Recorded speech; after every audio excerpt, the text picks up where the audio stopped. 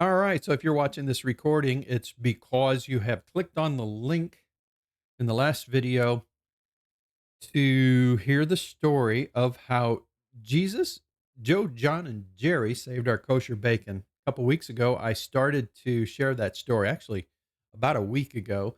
And it is the story. It's a great testimony of how the Lord helped us during our vacation time. So I'm going to set the stage. We decided it was time. It's been a couple of years since we took time off, uh, particularly time off on a Sunday. I mean, that for many, that's a day of rest for many, but for pastors, that's a day of work. And it's been a couple years since I took a Sunday off, other than for sickness.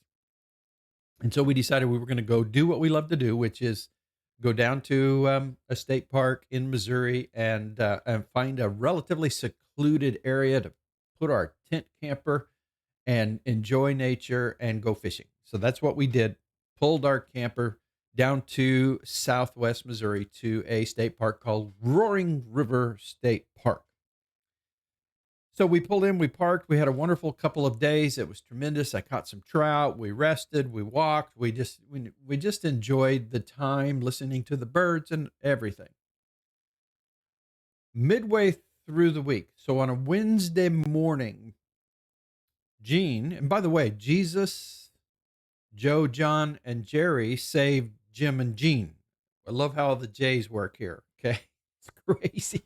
So Wednesday morning, Jean decides she's going to go down to the other end of the park, which we were about a mile away from flush toilets, to be perfectly graphic with you, and showers. And so she decided she was going to go down that way. And whatever she was going to do, she got in the pickup. We have a 2006 Ford F-150. I call it a fixer repair daily.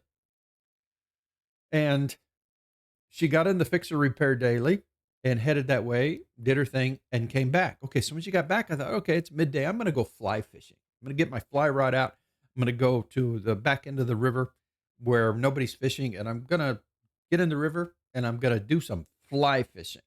All right. So I got in the truck, started it up, and reached down to the floor shift lever. It's in the console, and it was stuck in park, wouldn't go anywhere. Oh no. So I fiddled around with it, messed around with it a little bit, turned it off, did the steering wheel stuff. I mean, everything to try to get it out of park. Wouldn't come out of park. The longer I worked on it, the worse it got. It would not come out of park. And so I thought, oh no, what are we going to do here? This is not good. And so, after working on it for about an hour, I ended up calling some mechanics. They said, we have no clue what that problem is. We were about 12 miles away from the nearest small town. We were down in a hole, and we were about a mile back in that campground. So we're almost to the very back end of the campground. We're a long way from anything in terms of modern thinking. Okay. Finally, I got a hold of the Ford garage and talked to the service manager. His name's Nathan, did a great job.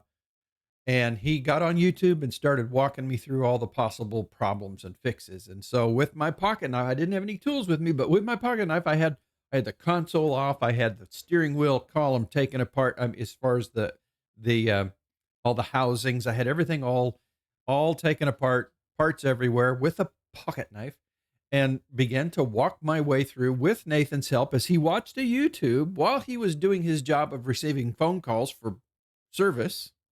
It was, and we were back into a place. The only way I could make a phone call was through the Wi-Fi calling system, because there was no cell reception. There was no service where we were except through the park Wi-Fi, which was rather weak. And so you see the compounding problems that are beginning to add up. And we worked on that for about an hour and a half, and went through every little detail. Push this button, push that, the brake engage, this part, this, that. I'm walking through it all, and we get to the conclusion that, okay, this is a big problem. Now, under his suggestion, it was, we probably need to get that pickup here into the garage. Okay, how are we going to do this? He said, I don't know how you're going to do that. But if you can get it to the garage by 5 o'clock, we'll get on it. We'll see what we can find. We close at 5. Oh, brother, by now it's about 2:30. So I call some tow places, and they, nobody will, nobody will tow. Nobody will tow. They nope, can't find a tow truck in that little town. Now I know there were, but I couldn't find them. So I ended up calling my insurance guy back in St. Joseph, and he's a talker, and he ended up talking circles around and checking, what about your home insurance? So how's that look? And I'm broken down. I need my road tow service. That's what I need. I don't need to talk about updating my homeowner's insurance. And he said, "Oh, yeah, yeah, yeah. You're right. You're right. I'm sorry. I mean, good service, but way too many circles." He got me in contact with the road tow service. So I called the number. They gave me the website. I got on the website. I gave my details, told them where I was at, blah, blah, blah, blah, what the problem was, et cetera, et cetera, et cetera. And they said, okay, we'll text you when we find a tow truck. An hour goes by. I get texts, updates. Can't find a tow truck. Can't find anybody near you. We're still working on it. Don't give up hope. I'm thinking if I'm out on the road someplace, this could have been really bad. But no, we're in a hole in the back end of nowhere, and they can't find anybody to come get us out. And we're thinking, oh man, what are we going to do? Now, here's the thing. We're in this park, and we have our campsite rented. The park is filling up for the weekend, but it's Wednesday, so we're good.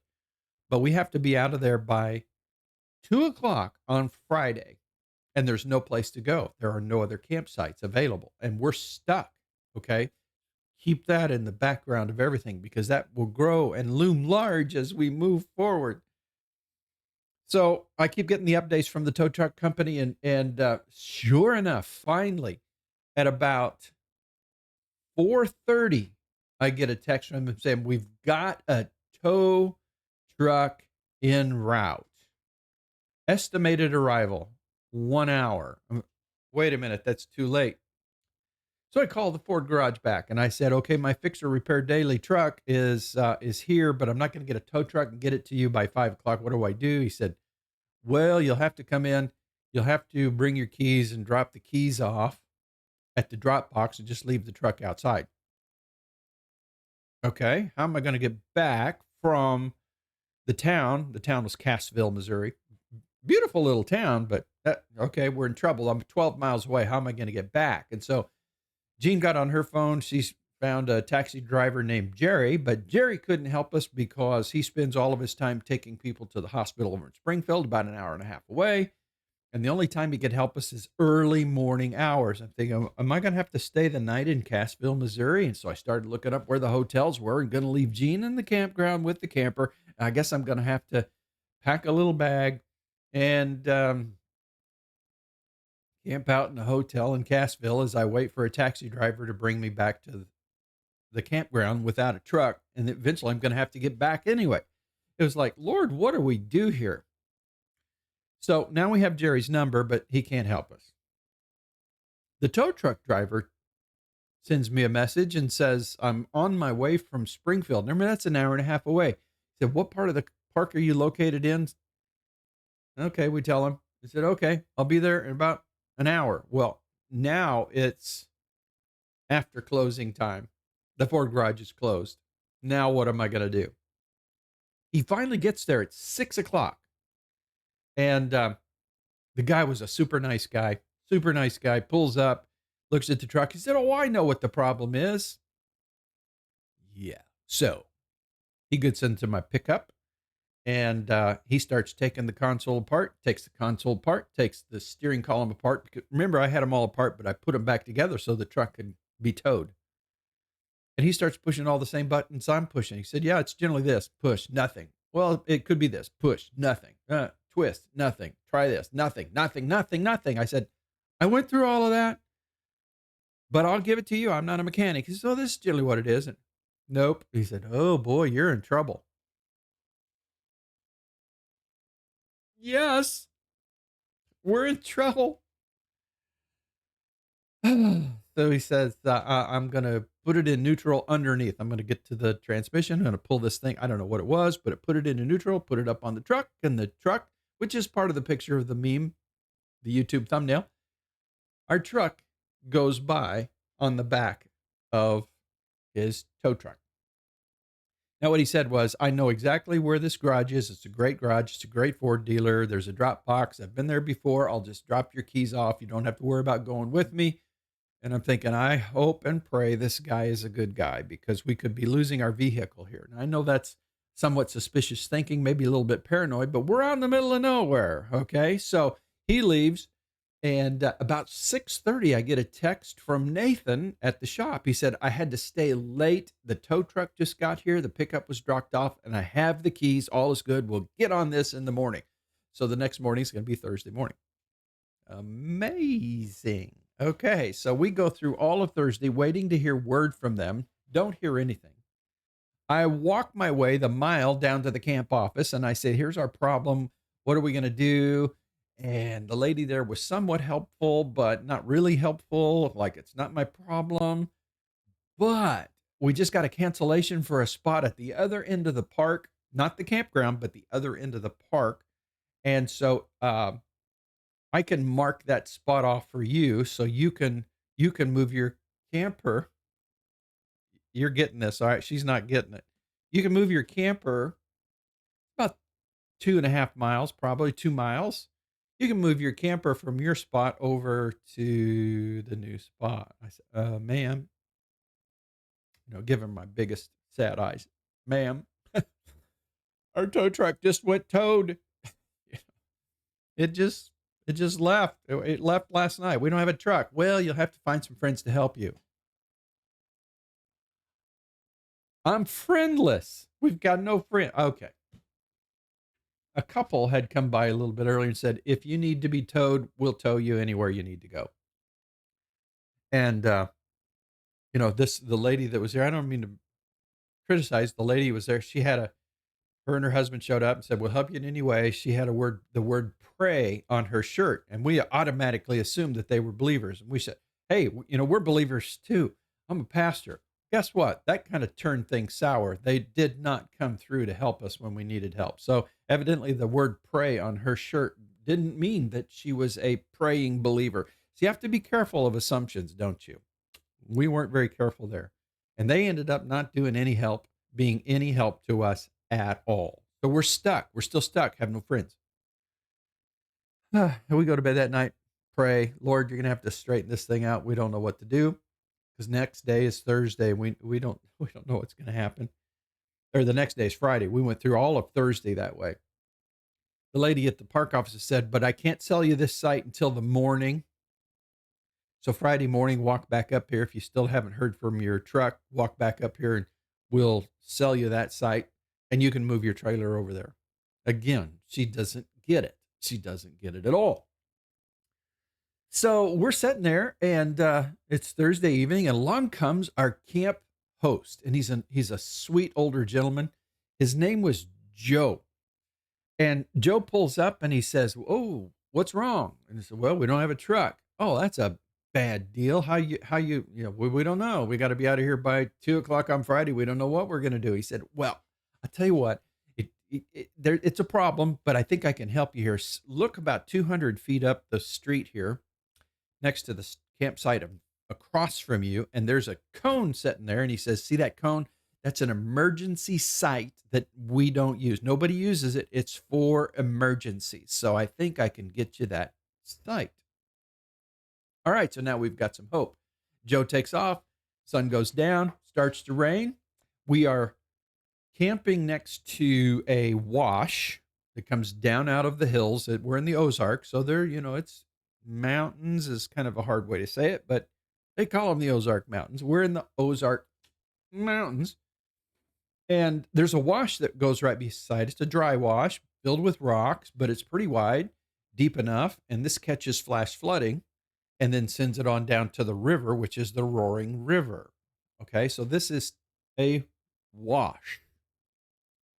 Thunderstorms come up and it rains all night. When I get up in the morning, and I get up really early, about 5:00, and when I wake up, sun's not up, but I hear a roaring sound. And I'm thinking, oh no, this does not sound so good. And so I get my cup of coffee because you got to have a cup of coffee and you got to have a cup of coffee. I got my coffee And I walked out of our little tent camper and looked at the river, and there was water. Wasn't a lot of water, but roaring water in the bottom of it. And I thought, oh no. And it's still raining. This is not good. There's flooding that's happening up above, and the water's making its way down, and this is not good. And so I sat there for about a half hour under our little awning, and I watched the river and calculated it, watching it rise. It was rising at a rate of about 6 inches every half hour. This is not good. This is not good. By the time Jean wakes up, I said, she says, what's that? What's that pretty sound? You got to come see this pretty sound. She steps out and says, oh, that's so pretty. That river's just so pretty. And I said, honey, it's pretty, but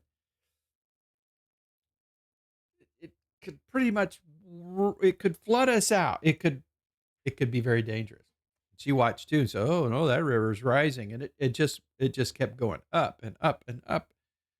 Finally, the rain began to stop, 8 o'clock, 9 o'clock on Friday morning. And here comes Joe in his golf cart. And he pulls up. He says, oh, by the way, last week we had to clear out the campground because of flooding, and we may have to do it again. That river's rising up. I said, Joe, we don't have a truck.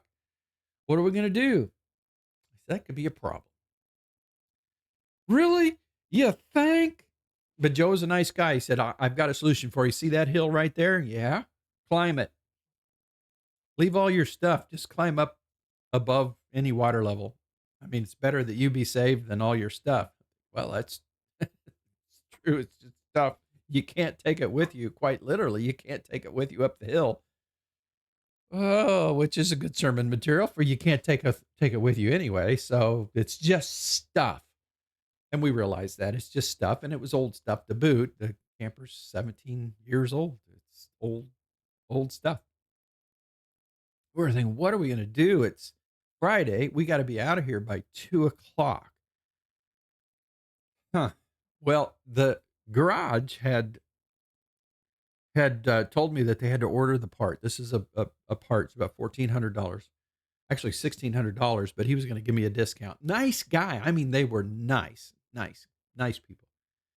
And we were in a bit of a fix. And so Thursday night, they ordered the part, and he said, if it's here Friday morning, we'll see if we can get to it to see if we can get this thing fixed and help you out.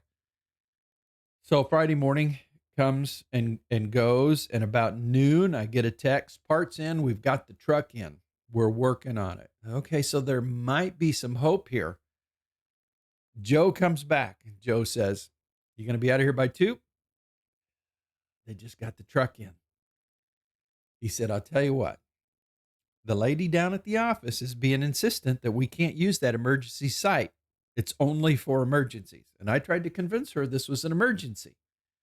He said, so I'm going to go to bat for you if at noon, 12 o'clock or thereabouts, you haven't heard about your truck being fixed. I want you to move your camper that 250 feet and get into that campsite and just walk your stuff over. I said, how are we going to move the camper? He said, I don't know. Don't do it physically because I literally have pulled the camper with its little wheels. But, we're getting older. My wife is saying, you're going to hurt your back. What are we going to do? If all else fails, I'm going to do this physically. Joe leaves. He says, just go do it. Don't tell anybody. I'll cover for you. Don't worry about it. So noon comes. The truck just got in. They're not going to have it by 2. That's obvious. And so we got to move. Well, across the street was a couple who were camping in a beautiful, beautiful fifth wheel. And he had a Ford F-250, much newer than mine, but it's a nice truck, nice camper. You could tell they're living in luxury out camping.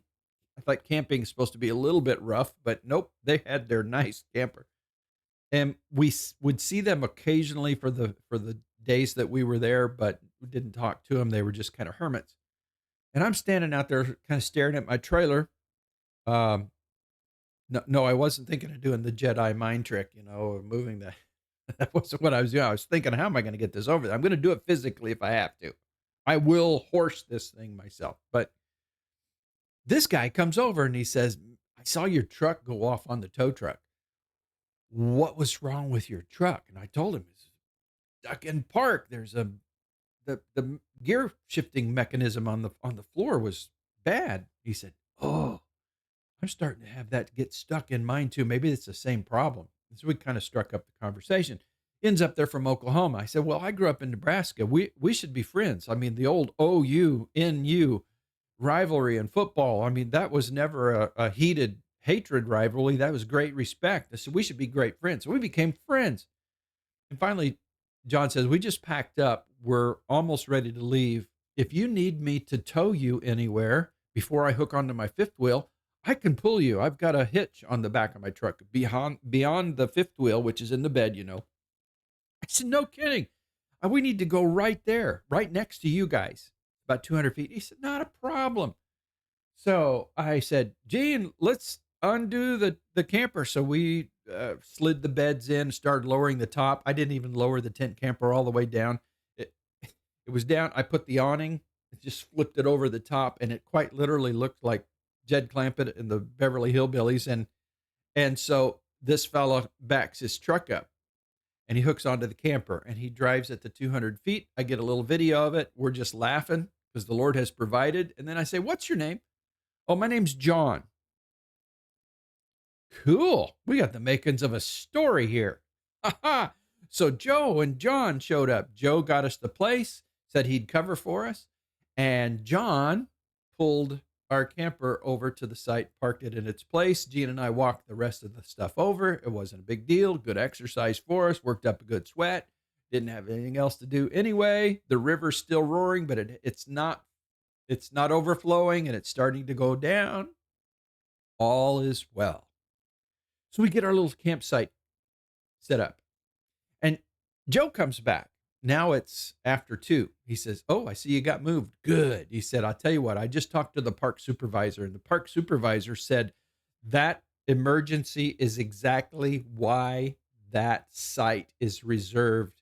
Park them over there. Well, we already had. He said, you're good to go. And then the camp supervisor said, and don't charge them for the night. You think, okay, that's only $27 with the senior discount, by the way. It's only $27. We'll waive the fee. So we got a free campsite for Friday night in case we don't have a truck. In fact, they said, stay here as long as you need and we won't charge you. So if the truck is broken through Saturday and Sunday and Monday or however long it's going to take, we at least have a free campsite. We don't have much food left because we don't have a way to go get food, but at least we have a free campsite.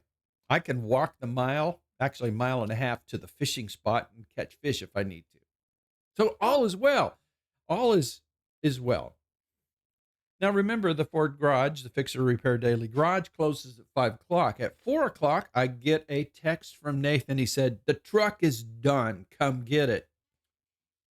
Once again, if I start walking now, it's 12 miles away. I can start walking now. I'll get there by tomorrow morning. So that's not feasible. Okay, I got to try Jerry again. I still have his number. So I walked to a spot where I could reach him by cell. I called him. Remember, it's 4 o'clock. And he said he can't help. He generally can't help unless it's early morning. I call him. Get Jerry. Hey, Jerry, my name's Jim. Remember the problem? Oh, yeah, you're the ones that had the truck problem down at the campground. I said, I need to get to the Ford garage up in Cassville. Is there any way you can help me? You have a time you might be able to help? He said, I'll be there in 15 minutes.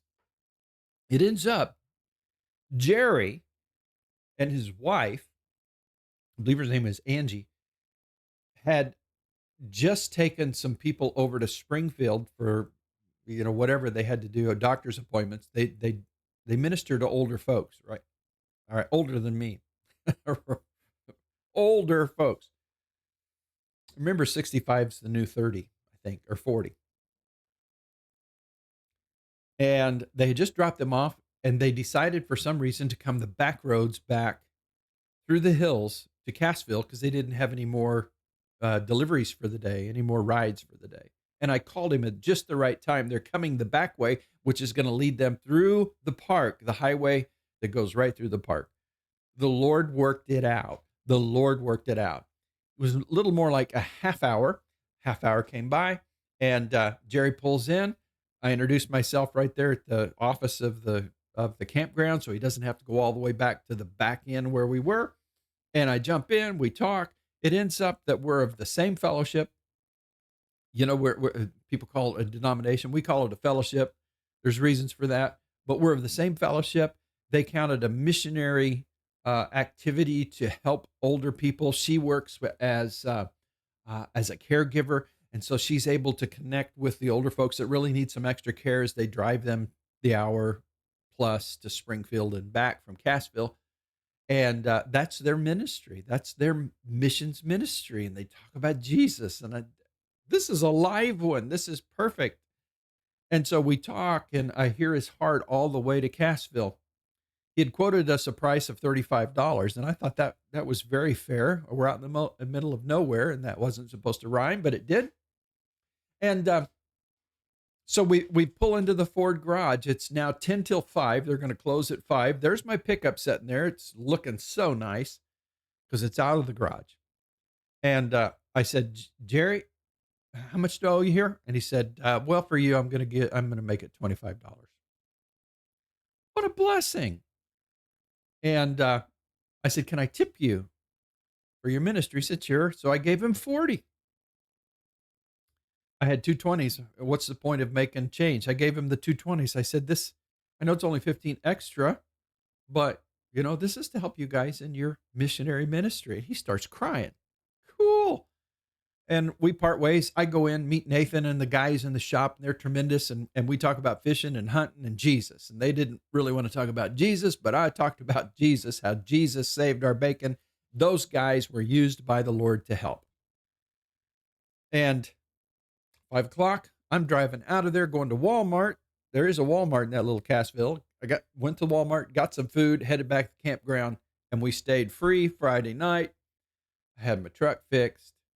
They took off a bunch of money, $1,600 to $1,100 for the part, then plus labor. It was about a $1,495 deal, and put it on the card. But guess what? During those 2 or 3 days, many of you felt the Lord tug to help us. I mean, this is an expense we can't afford. We're not in this for salary. We're not in this for lots of money. As far as pastoring is concerned, we're church planters, which generally means, I'm working on the side and doing this, and the Lord has blessed us in so many ways. But many of you felt the burden and gave into our PayPal. And I so thank those of you. I don't know if you're even watching and you gave, but so many gave, and it was tremendous, and it was such a blessing. And about 2/3 of what we owed came in. I didn't notice that until we got home, but I saw that this is what happened, and I say, thank you. You blessed us. May you be blessed greatly. And it reminded me of this just beautiful passage of Scripture. And I'm going to go to this passage of Scripture because it related. I'm working on a series to preach at our church, Freedom Church in St. Joseph, and it's a series called Exodus, Jesus, and You, and so it's based on the book of Exodus. And so this is kind of what I was going through those last couple of days as we were looking to be delivered from our situation, and God delivered us. Jesus delivered us through Joe, John, and Jerry. But look at verse 25. It says, and God looked upon the children of Israel, and God acknowledged them. And so I thought I'm going to dig a little bit deeper into these words. And so I did. I looked deeper, and just a long story, very shortened. Here are some of the words that I studied. God acknowledge them is actually the word wayada, which it means to know or knew. It's Strong's 3045, and it means to know relationally or take notice. It comes from the root word yada. Have you ever heard yada, yada, yada? Yada, yada, yada. Well, yada in the Hebrew is the word for intimate relationship. So when you're saying yada, yada, yada, you're basically talking about a marriage relationship. and the sweetness of a marriage relationship and knowing one another thoroughly, both um, mentally and emotionally, but also physically knowing relationally. The way it's used here, wayada, is that God, the Lord, our Savior, knows us relationally, and He takes notice of our difficulties. He takes notice of what we're going through. And He not only takes notice, the reason He's taking notice is because we're in a relationship with Him. Now, many of us have been watching for the rapture. We've been watching for the coming of the Lord to the point where we're seeing all the trash and the topsy-turvy nature of this culture, this world right now, that we are quite literally accelerating toward the end. And we're saying, Lord, look at us. We want you to come. The Lord knows, and He takes notice. He takes notice. Now look what He says. This is down in chapter 3, verse 7. And the Lord said, I have surely seen. So the Lord knows, but He sees. But once again, it's not just your typical seeing. It's not just seeing. It is seeing. The perception that He has is bearing witness, and there's a connection in that. So He sees as if He Himself is going through the same oppression. And of course, this is a perfect picture of how Jesus is our high priest, and he sympathizes with our weaknesses because He was tempted / tested in every way that we are, except without sin. Praise the Lord. And so He knows us, and He sees us, and He hears us. He sees and He hears. Amazing. Now let's look at the word for hear. It's the word samadhi. Strong's 8085. It means hearing to do something about. In other words, it's active listening. He's not just hearing the cry, oh, they're crying. Oh, they're calling out to me. No, He hears, and we know He hears us. He knows our needs even before we ask, okay? He hears us, but His hearing is an active do something about hearing. Is that a So we're crying out, Lord, come and get us. The rapture should have happened by now in our purview. It should have happened by now, but it has tarried. And yes, we know the scripture from Habakkuk that though it tarry, wait for it because it will not tarry. It's perfectly timed according to the Lord, just like Joe, John, and Jerry were perfectly timed by the Lord. It was no accident that Joe was the camp host that week. It was no accident that John from Oklahoma was camping across from us that week. It was no accident that Jerry had come the back roads from Springfield. God heard our cry. He heard us. He saw us in our need. He didn't answer when I asked Him to heal my fixer repair daily. I prayed for my truck. Lord, get my truck running. God didn't do it that way, but He did it to show His glory. He did it in His perfect timing. And God's perfect timing is for us as well. So He heard us. Okay? The next word is yared. So I'm going to go back to the scripture. And here's what it says. This is what He told Moses. He says, so I have come down to deliver them out of the hand of the Egyptians and bring them up from the land to a good and large or spacious land. Oh, I love that. I love that. So here are the words. Let's break them down quickly so you can see the words, see the connection I'm making to us believing and trusting in God for the rapture of the church. The word is yared. It means to descend or to come down. Amazing. And it has portions of the name Yahweh in it, at least the letters, and you see the yod, the hey, the vav, the hey of Yahweh. That's the name Yahweh. Yared has the vav and the hey but it also has a resh, which means the head bowed. They're bowing down. And it has the dalet, which means the door. What's it tell us is that the Lord himself will descend. He will come down, and he's coming to deliver. What does 1 Thessalonians chapter 4, verses 16, 17 say? For the Lord himself shall descend from heaven. He shall come down from heaven. He's only coming to the clouds.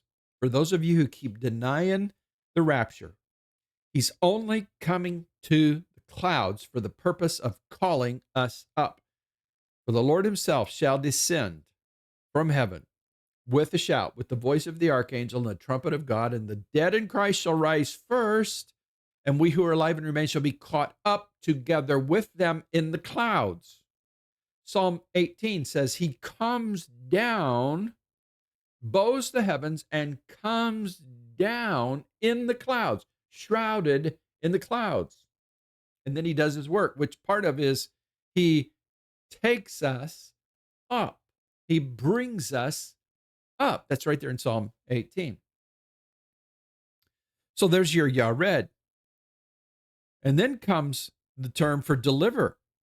It is the word wahasilo. Wah is a pronoun type word that's attached to hasilo. Hasilo is part of the word, the root word natsal.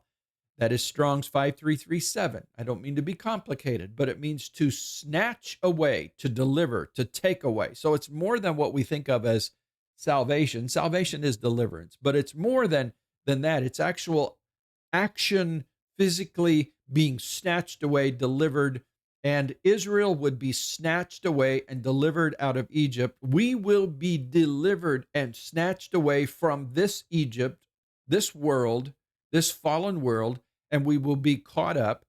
And then it says, to bring you up. Oh, there we go. To bring you up. Strong's 5927. The root word, the word actually is the word Allah, not to be confused with the name, the false name of Allah. Okay, that's totally different. This is Allah, which means to ascend, to go up, to climb up, to bring them up and bring them to a spacious land. Where are we going? John chapter 14. Let not your hearts be troubled. You believe in God, believe also in me. In my Father's house are many rooms, mansions, places, however you want to say it. If it were not so, I would have told you that I go to prepare a place for you, so that I will come again and take you to be with me where I am, and will be in Father's house. And I just botched that, but the picture is he's coming to take us up, to bring us up, to natsal. In the Greek, it is the word harpazo. It is translated into Latin as rapture. In Latin, from Latin to English, it is rapture. We will be raptured up. So the whole picture of Jesus, Joe, John, and Jerry saving our kosher bacon, the kosher bacon of Jim and Jean, is just, to me, a beautiful picture of the fact that Jesus has already brought about our salvation, but he's coming to take us. He's coming to bring it. He's going to come down to the clouds, bring us up to the clouds, and we're going to Father's house. And I truly pray that this has been a comfort to you and an encouragement to you as it was to us. We're still kind of living that dream. It was amazing to see how the Lord did that for us. He will do it for you. He's no respecter of persons. So trust in him. Okay, there's my story. I'm sticking with it. I love you all.